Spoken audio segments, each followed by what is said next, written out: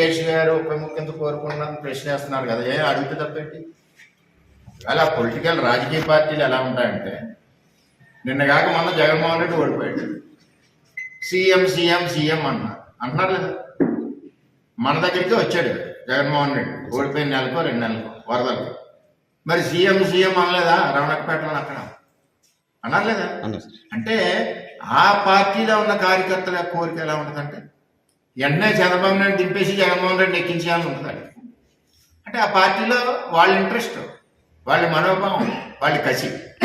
అలాగే జనసేన ఉంది, మళ్ళీ కళ్యాణ్ గారు సీఎం కావాలని అడగరు ఆ కార్యకర్తలు.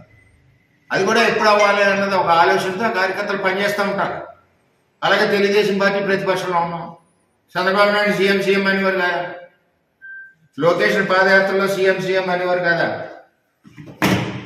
తెలుగుదేశం పార్టీ యువ నాయకులు మంత్రివర్యులు నారా లోకేష్ గారిని డిప్యూటీ సీఎం చేయాలని చెప్పి వాళ్ళ మనసులో మాట కోరిక అని చెప్పి అనేక సందర్భాల్లో వాళ్ళ నాయకులు కొన్ని చోట్ల మాట్లాడుతున్నారు. 2-3 ప్రాంతాల్లో చూసాం మనం, ఆయన డిప్యూటీ సీఎం చేయాలనేసి.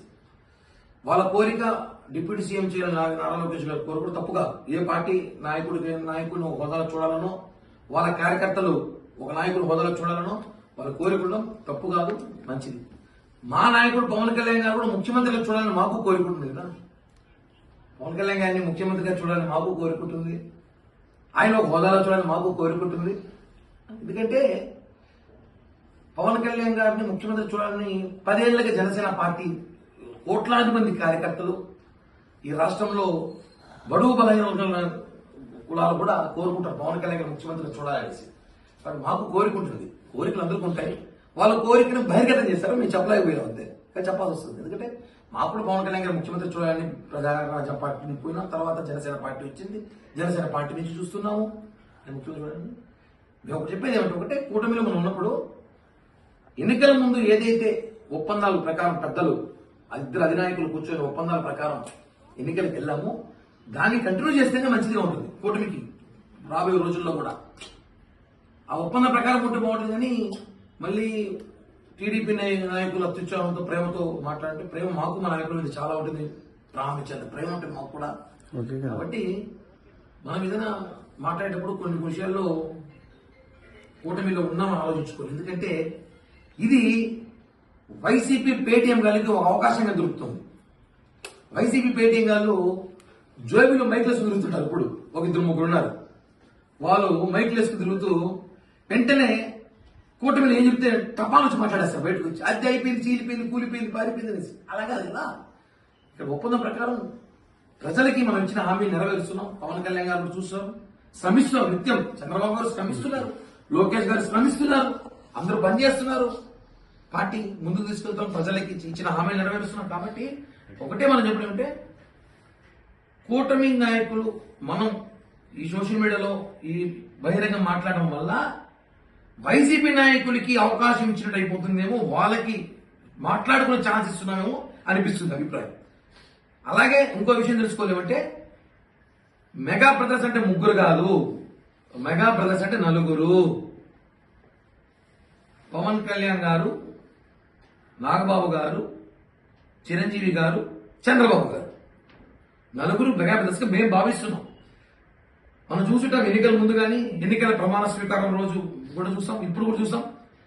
చంద్రబాబు గారు, పవన్ కళ్యాణ్ గారు, నాకు తెలిసి చిరంజీవి గారితో కన్నా ఎక్కువ చంద్రబాబు గారితోనే జర్నీ చేస్తున్నాం మేము.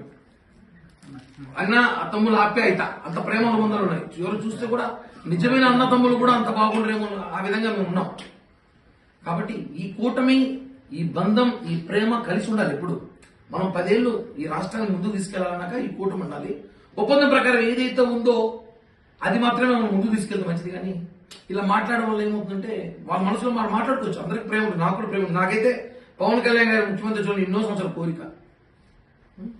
నడిచొచ్చి అన్ని గుళ్ళు నడిచొచ్చి గుడ్డు కొడుతున్నాం, ముక్కున్నా అన్ని గుళ్ళకి ఉంటుంది, అవకాశం ఉంటుంది. కాబట్టి మనం వైసీపీ పేటీఎం గారికి మాట్లాడుకునే అవకాశం, ఈ పేరు వినాలి అంటాడు, ఈ రోజు అలాంటి వాళ్ళు వీళ్ళందరూ మైకులు జోబీలు వేసుకుని తిరుగుతూ ఉంటారు. కొంతమంది అధికార ప్రతినిధులు వెంటనే మాట్లాడదామనేసి టపక్కన తీసేసి అలా ఛాన్స్ ఇప్పుడు ఉంటే మంచిదని చెప్పి కూడా ఈ ప్రెస్ మీట్ ద్వారా తెలియజేస్తున్నాం.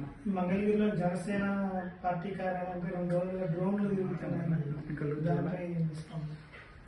అన్న, డ్రోన్లకి కదా భయపడే నాయకుడు పవన్ కళ్యాణ్ గారు కాదు, జనసేనకు భయపడరు. డ్రోన్ల విషయము ఇప్పుడే కొత్త దానికి 5 మంది కమిటీ వేశారు పోలీస్ అధికారులతో. అది జరుగుతోంది, విచారిస్తాము. ఎందుకంటే డ్రోన్లు మేము అధికారంలో ఉన్నాం, 2 నిమిషాలు టపం పెట్టేస్తాం. ఎవరు ఎగరేస్తారు కూడా, అది వైసీపీ నాయకుల పనే లేదా ఇంకెవరిన పనే, మేము పట్టేస్తాం. డ్రోన్లు ఎగరేసేంత మాత్రం భయపడిపోతారు. పవన్ కళ్యాణ్ గారు బయటికి ఎవరు ప్రజలు తిరగడమో, ఆఫీసులో ఉండిపోతారేమో అనుకోండి భ్రమ. డ్రోన్లకి గెల్లగిన భయపడే వ్యక్తి కాదైనా. పవన్ కళ్యాణ్ గారికి అవసరమైతే సెక్యూరిటీ పెంచాలి, ఇంకా భద్రత పెంచాలి. పవన్ కళ్యాణ్ గారి అవసరం ఈ రాష్ట్రానికి, ఈ ఆంధ్ర రాష్ట్రానికి ఆయన సేవలు చాలా అవసరం. కాబట్టి భద్రత పెంచాలి. మేము కూడా కేంద్రానికి లేఖ చేస్తాం. కేంద్రం కూడా మాత్రమే ఉంది, మా పార్టీ అంతా కలిసే ఉన్నాం కదా.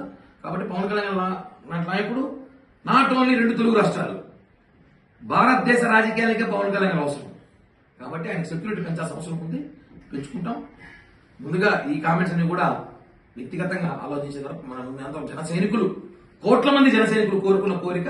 మేము కూడా మా నాయకుడు ముఖ్యమంత్రి చూడాలని మా అందరికీ కోరిక ఉంది అని చెప్పి తెలియజేస్తున్నాం. డ్రోన్ ఎవరెగరేస్తున్నారో అంచనా పట్టేస్తామన్నా, ఎంతసేపు రేపటికంతా పట్టేస్తాం. వదిలే ప్రసక్తి లేదు. ఎవరు ఎగరేస్తారు? అదేమైనా డ్రోన్ ఎగరేయడానికి అదేమైనా సినిమా షూటింగ్ చేస్తాం అక్కడ? డ్రోన్ ఎగరే పార్టీ కార్యాలయం డ్రోన్ ఎగరేయడం, డ్రోన్ ఎగరే పార్టీ కార్యాలయం ఒక పవన్ కళ్యాణ్ గారు ఉంటారు ఆఫీస్ లో, అంత సిబ్బంది ఉంటారు. పైన ఎగరేసి అంటే రెక్కి నిర్వహిస్తున్నారేమో, ఎక్కడెక్కడ పాయింట్స్ చెక్ పాయింట్లు ఉన్నాయో, ఎక్కడెక్కడ సెక్యూరిటీ ఉందో, ఎక్కడెక్కడ సెక్యూరిటీ లేవో, ఎన్ని కిలోమీటర్ ఉంది ఆ చిన్న చూస్తున్నారేమో.